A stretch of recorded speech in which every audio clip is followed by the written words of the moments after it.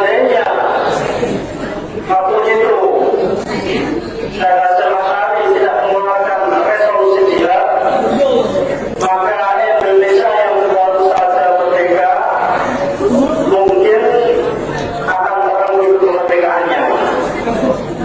Dan karena Papua ini seluruh santri gerakan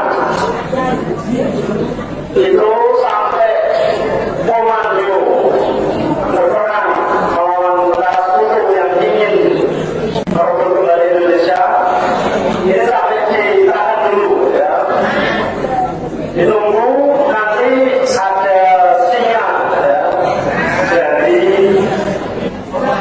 Jawa Barat ya, ya itu ternyata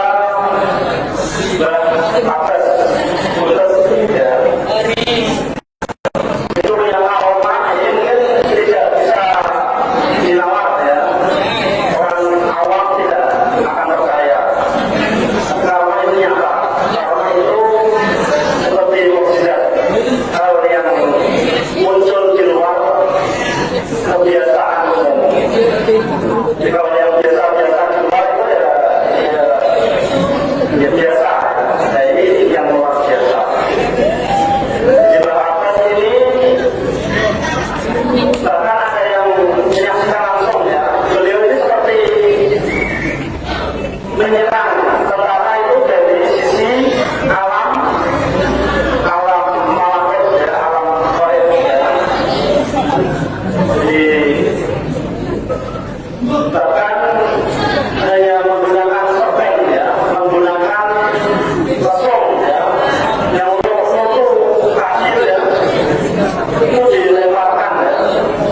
Kemudian mengetahui wilayah tertentu, itu pesawat-pesawat itu sudah jatuh tersungkur ya. Bom itu meluncur, itu tidak meledak, tapi di bawah pom ya.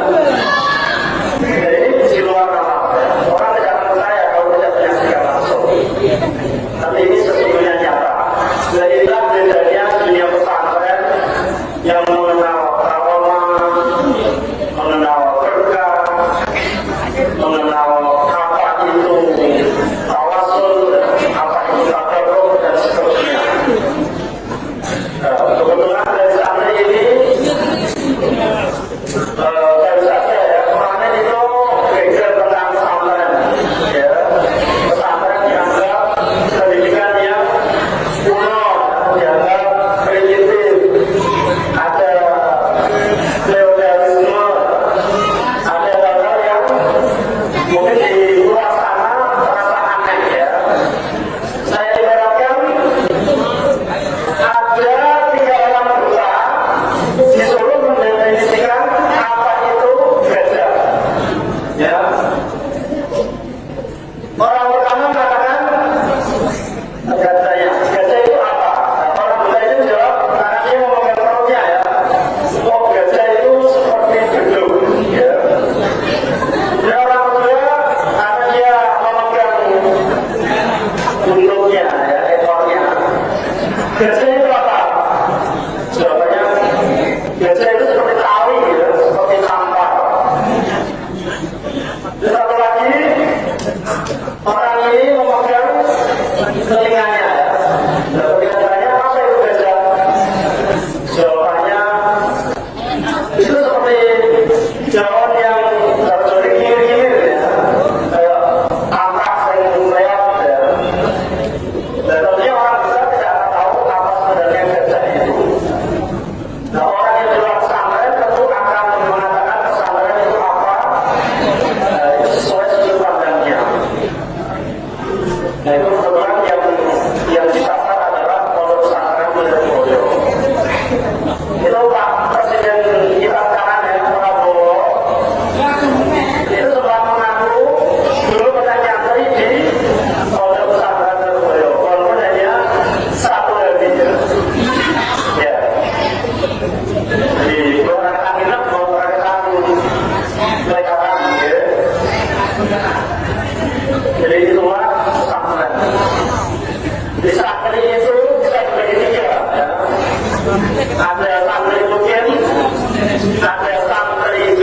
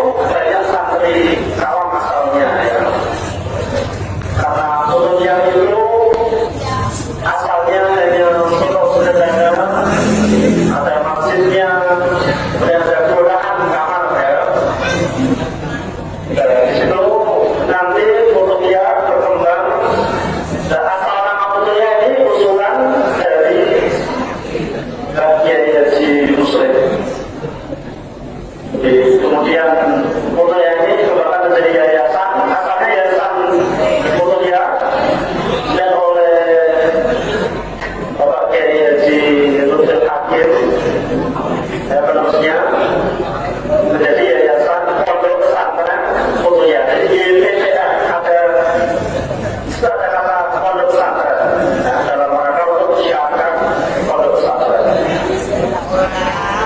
Kemudian kalau SMP Mulia ini adalah lembaga resmi yang di bawah pemerintahan ya, di bawah Parlemen Nasional kan itu ya.